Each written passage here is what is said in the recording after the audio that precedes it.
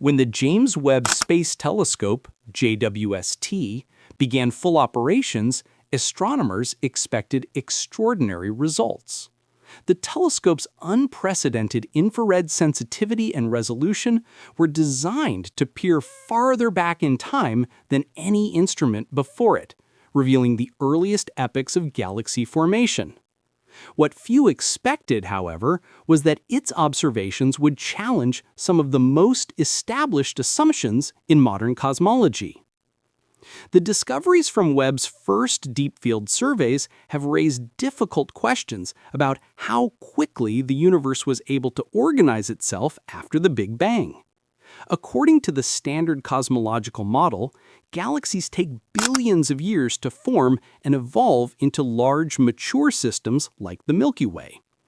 But Webb's data paints a very different picture, one in which massive, complex galaxies existed when the universe was less than 5% of its current age. The findings are now forcing astronomers to re-examine key aspects of the prevailing theory of cosmic evolution. One of the most striking early examples came when Webb identified a set of 6 galaxies existing just 500 million years after the Big Bang. Their estimated masses appeared up to 10 times greater than that of the Milky Way, which is over 13 billion years old.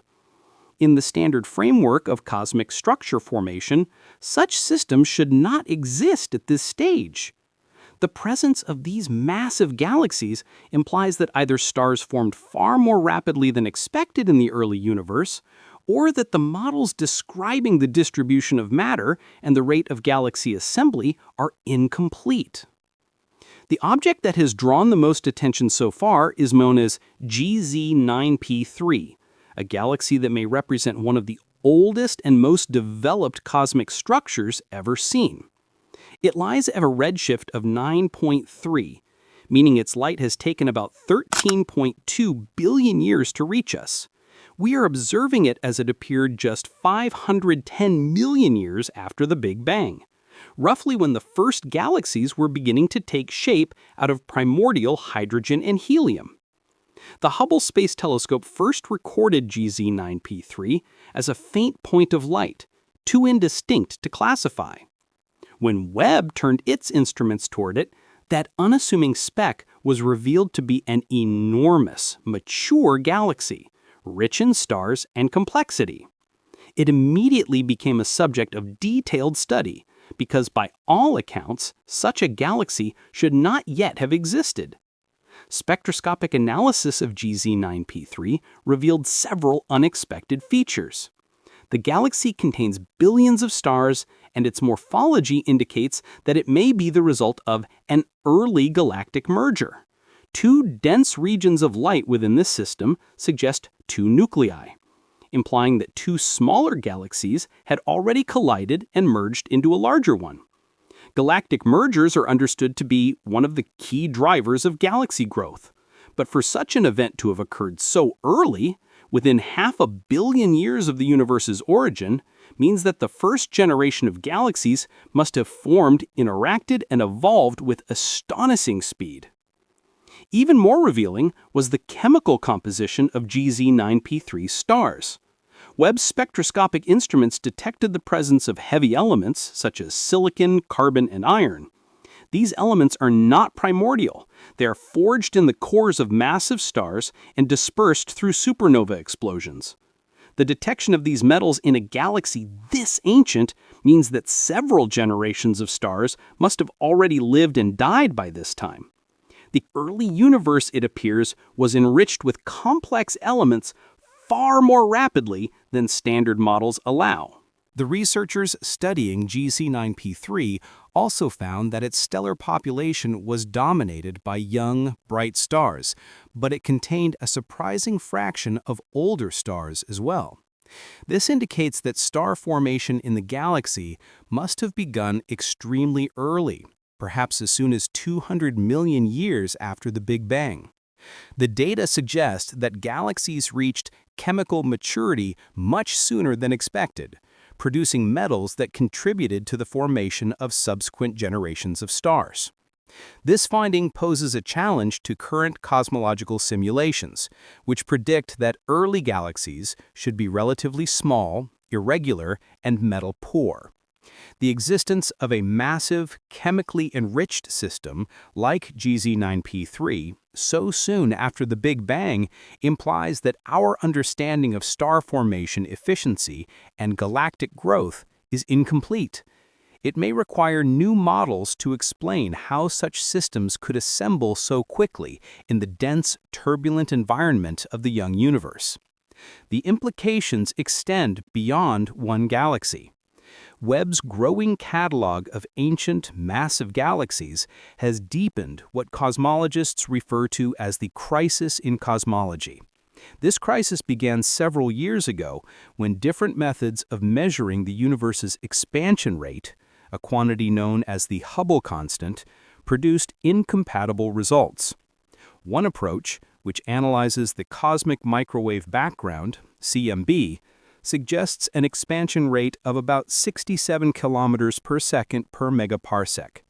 Another method, based on observing the brightness of distant supernovae, known as standard candles, yields a higher value of around 73. Both measurements are precise, yet they disagree by an amount too large to be explained by random error. This discrepancy is known as the Hubble tension, and it has profound implications. If both sets of measurements are correct, it means that our current cosmological model, known as lambda CDM, may be missing a crucial component of physics, perhaps a new kind of particle, a modification to dark energy, or a change in the fundamental behavior of gravity itself. Webb's observations have only intensified this puzzle. The telescope's high-precision measurements of distant galaxies and supernovae have confirmed that the discrepancy persists, ruling out the possibility that it arises from observational error. The expansion rate derived from Webb's data aligns with Hubble's earlier findings, suggesting that the tension is real and rooted in physics rather than measurement. But the Hubble tension is no longer the only anomaly. A newer, equally significant issue has emerged, known as the S8 tension. This relates to the distribution and clustering of matter across the universe. In cosmology, the parameter S8 quantifies how much matter, both normal and dark, clumps together under the influence of gravity. Two independent methods are used to measure it. One involves analyzing the cosmic microwave background, which provides a snapshot of the universe when it was only 380,000 years old. The other method, known as weak gravitational lensing, measures how massive objects like galaxies bend light from even more distant sources, revealing how matter is distributed in the present-day universe. According to the standard model, the S8 values derived from these two techniques should match. However, they do not.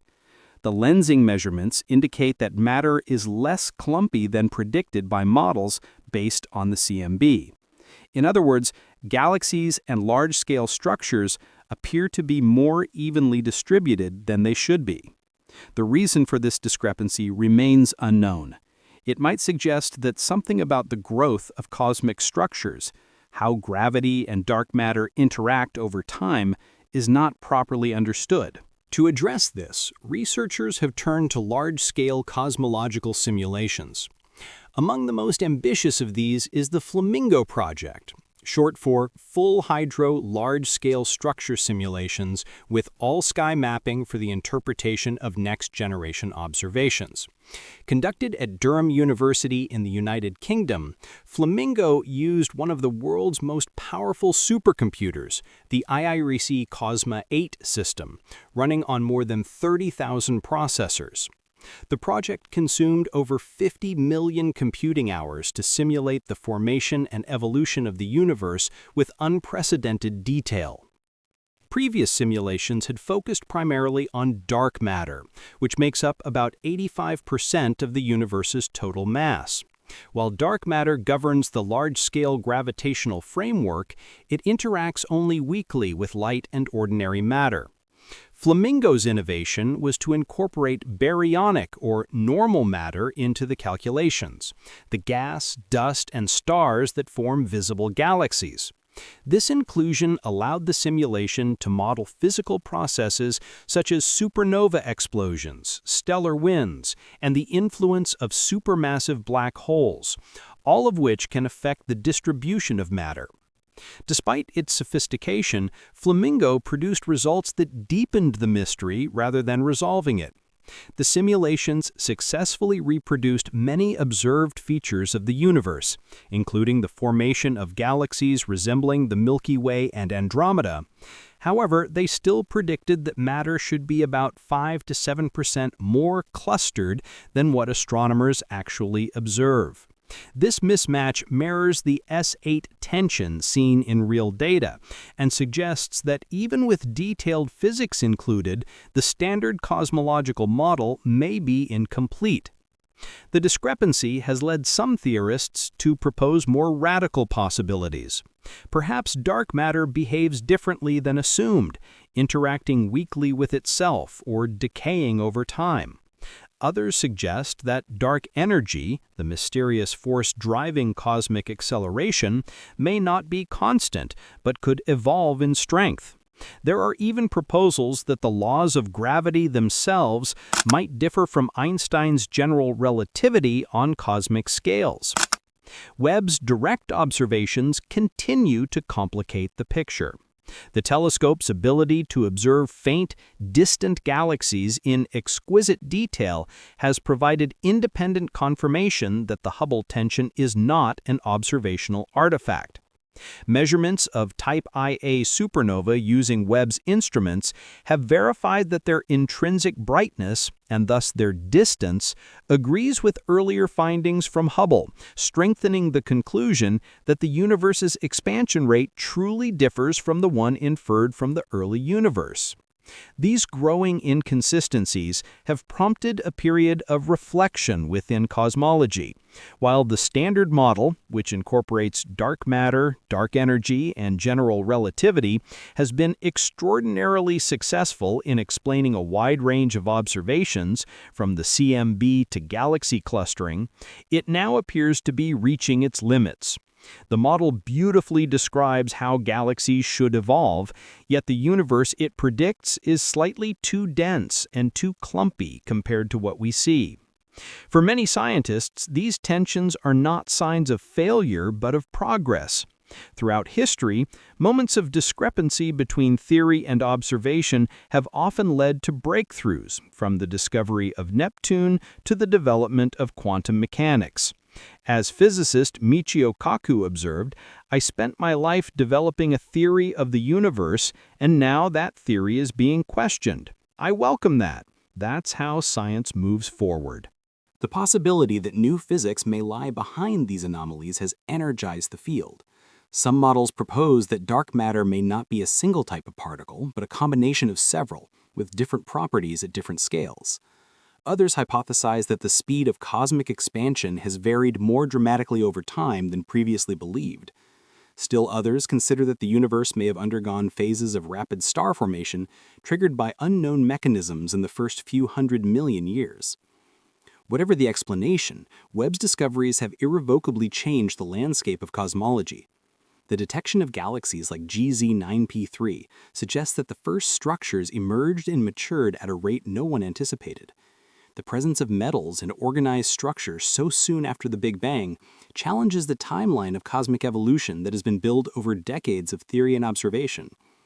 Combined with the unresolved tensions in the universe's expansion and structure, these findings hint that the cosmos is more complex and perhaps more dynamic than our current models can express.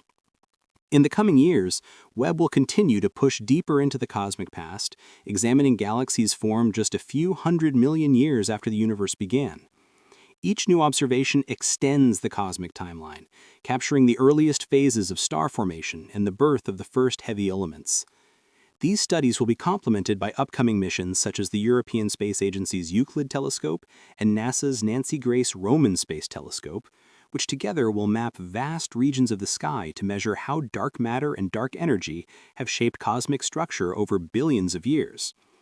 Euclid will specialize in studying the geometry of the universe and weak gravitational lensing, while the Roman telescope will search for distant supernovae and refine the measurements of cosmic expansion.